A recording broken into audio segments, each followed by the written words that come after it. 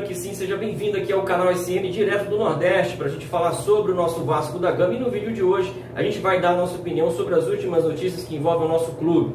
Tem, por exemplo, aí uma notícia que me deixou perplexo. Será que o Vasco está perdendo espaço no mercado para o Botafogo? Não acredito, mas vamos falar sobre isso. Tem também atualização sobre algumas situações de reforço do Vasco da Gama, tem coisa bem avançada aí. Vamos falar também sobre saída de atletas do Vasco. Tem uma que deve ser definida hoje e tem coisa nova aí em relação à especulação, atleta da base do Vasco, e tem também ex-atleta da base que pode gerar aí uma receita daquelas para o Vasco da Gama e ajudar financeiramente o clube. Mas cola aí, deixa seu like, se inscreva no canal, ative as notificações para sempre que surgir um vídeo novo aqui o YouTube te avisar, e também compartilha, traz a galera para conhecer aqui o nosso conteúdo. Valeu? Então vamos lá, vamos dar atualizações aqui em relação a algumas situações. Bruno César e Vasco da Gama devem realmente ter aí novidades em relação à assinatura de um acordo com o clube português, o Penafiel, que está interessado no meia Bruno César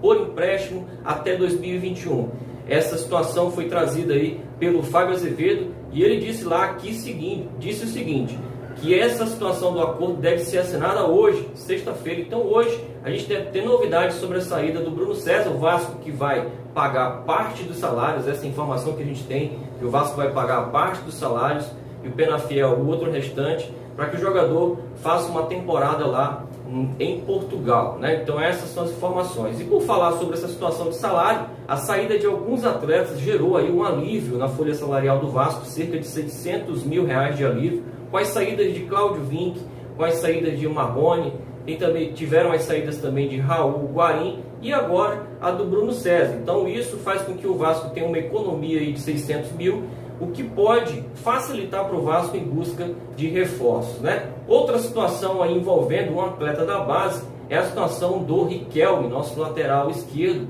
uma joia da base aí que vem ganhando espaço no time profissional, está este ano no elenco profissional do Vasco, e a gente espera tanto aí ver o Riquelme em campo, um jogador que esse ano jogou 2 amistosos, entrando ali no segundo tempo, né, na época em que o Vasco estava se preparando para o Campeonato Brasileiro.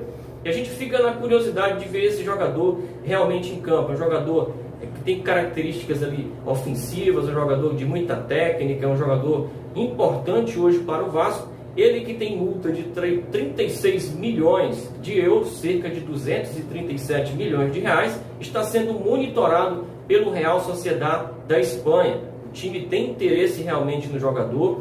Os agentes do clube procuraram os representantes do Riquelme para verificar como é que está essa situação de contrato. Ele que tem contrato com o Vasco até julho de 2023 e o Real Sociedade estaria interessado em levá-lo nas próximas janelas, se não nessa, na próxima. Então o Vasco pode embolsar aí uma grana alta com a venda do Riquelme. E eu já acho que o Vasco deve aguardar, né? Tem outros atletas aí que subiram da base, estão jogando já no time titular do profissional do Vasco e podem render aí algo a mais e fazer com que o Riquelme realmente o Vasco possa esperar que o Riquelme entre os titulares do Vasco, quem sabe no final dessa temporada ou na temporada que vem, como de fato titular do time, e aí gerar realmente até um valor maior, quem sabe até um valor total da multa. Já pensou 237 milhões de reais por um jovem jogador da base, ele que só tem 18 anos?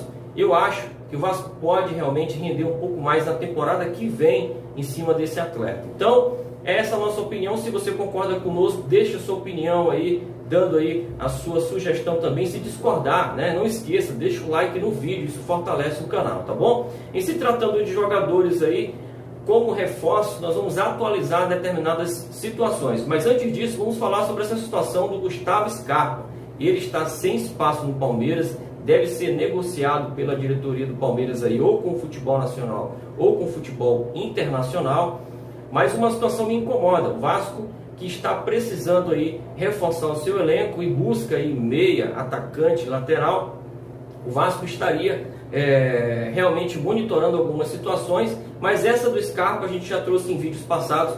O Vasco não chegou nem a sondar, nem a fazer proposta, segundo o Anderson Barros, diretor do Palmeiras, mas confirmou aí que o Botafogo está negociando quem sabe aí a chegada do Scarpa por empréstimo até o fim do Brasileirão, dividindo ali, né, o salário com o Palmeiras. A gente trouxe uma informação no vídeo passado que o salário do jogador é alto, algo em torno de 700 mil reais, mas já tem outra informação que dá a entender que o salário do jogador é de 400 mil reais. 700 mil reais, se for isso, esquece, não tem condições do Vasco trazer realmente o jogador dividindo o salário com o Palmeiras, mas se for algo ali de 400 mil reais para o Vasco dividir meio a meio com o Palmeiras, por que não, né? Acho que é um jogador jovem, um jogador que tem talento, um jogador que já mostrou que pode ser titular em qualquer time aqui do Brasil, com exceção lá do Palmeiras, que tem para mais de não sei quantos meias no elenco, né? E tem perdido espaço ali com determinados jogadores e também com determinados técnicos, mas seria uma boa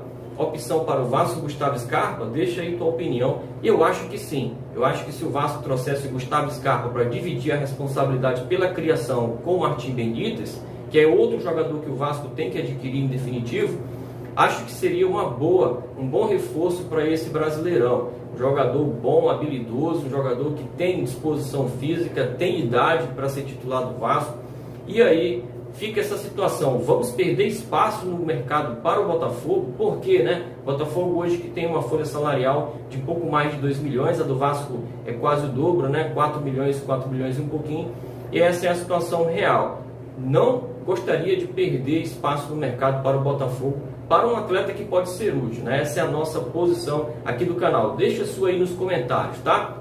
Vamos partir para uma atualização aqui em relação a algumas negociações do Vasco no mercado da bola. Vamos lá então, situação do Antônio Valência, né? O empresário trouxe informação aí de que as conversas com o Vasco já iniciaram, informação constatada pelo Sport News Mundo.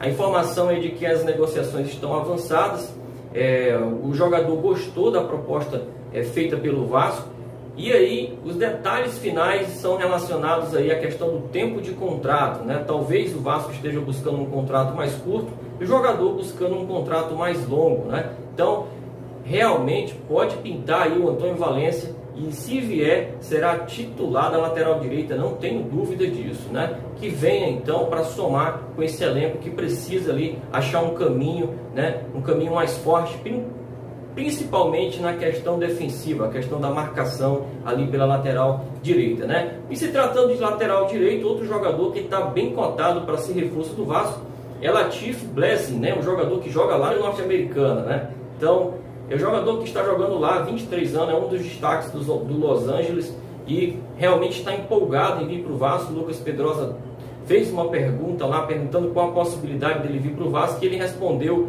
com um emotion lá, em relação ao avião, né? Então deve estar pintando no Vasco realmente. O Alexandre Campelo, o presidente do Vasco, já deu declarações de que seria uma boa opção de reforço, principalmente, né, para a questão ofensiva ali do Vasco. O Ramon poderia utilizá-lo como um dos pontas, um dos alas ali, né? Até como meia também, ali na frente. Jogador muito agudo, participativo. E eu acho que, a meu ver, é uma aposta ainda, né? Mas se é um jogador que realmente a comissão técnica já avaliou, e aí a gente teve a contratação de Carlinhos, Neto Borges, Parede, outras apostas, e aí o Vasco trazendo o Valência, para mim já está de bom tamanho. Se trouxer aí o Latif, que ganha aí cerca de 100 milhões de dólares por ano, acho que até pela questão salarial o Vasco também está vendo com bons olhos. O Vasco que poderia estar pagando ali 70, 80 mil ali para o Latif aqui no Brasil, ele que ganha cerca de 50 milhões, ganharia nesse salário aí de 100 mil dólares, ganharia aqui no Brasil cerca de 50 mil reais. Então, acho que até por uma questão do atleta ser jovem, versátil, por um salário mais baixo, acho que o Vasco está vendo isso com bons olhos para trazer o jogador aqui para o mercado brasileiro, né? Situação do Jefferson Monteiro, atleta de 31 anos, está livre no mercado, é um jogador que o Vasco financeiramente não teria problemas para acertar com o jogador por estar livre, né? Mas é um jogador que o Vasco está meio receoso aí por questões de lesão, um jogador que tem se lesionado bastante nos últimos anos, e o Vasco está estudando isso com mais calma, né? Um jogador que poderia ser ali útil na parte ofensiva, principalmente pelas pontas, e o Vasco está estudando essa contratação, né? E para fechar o vídeo de hoje, a situação de Paulo Vitor, você se lembra dele? Ele vai passar aí na sua tela, jogador de 21 anos, o atleta tem 21 anos hoje, jovem, né? Saiu do Vasco muito cedo, é um jogador que foi negociado ali em 2019 em relação ao Marbella. Ele tinha sido emprestado ao Albacete e depois foi negociado com o Marbella da segunda divisão do Campeonato Espanhol.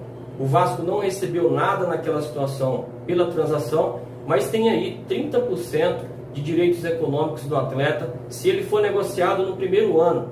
E pasmem, o Valladolid, lá do Ronaldo Fenômeno, que é presidente do Valladolid, estaria interessado na contratação do atacante Paulo Vitor, né? Então pode gerar aí, ó, uma receita. A pessoa 30% numa negociação dessas, né, vai cair aí como uma luva nos cofres do Vasco, né? Se ele não for negociado nesse primeiro ano, o Vasco ainda teria 20% após esse primeiro ano de contrato com o Marbella, ele que tem contrato até 2022. Então, as joias da base do Vasco gerando receita dentro e fora de casa. Por isso que é importante o Vasco ter uma base forte, ter realmente jogadores da base jogando no time principal. Hoje já temos cerca de 6 a 7, né, jogadores participando efetivamente do time principal. Então fica aqui os parabéns aí a toda a galera que trabalha na base do Vasco, né, desde a captação, desde a seleção, desde as peneiras, né, até realmente a formação do jogador para a transição para o time profissional, né? Fica o nosso vídeo de hoje aí. Se você gostou, deixa seu like. Se você não gostou, também deixa seu dislike e a sugestão. Mas o mais importante, inscreva-se, né? Não deixe de se inscrever, é gratuito e fortalece aqui o nosso canal, beleza? Fica com Deus e até mais.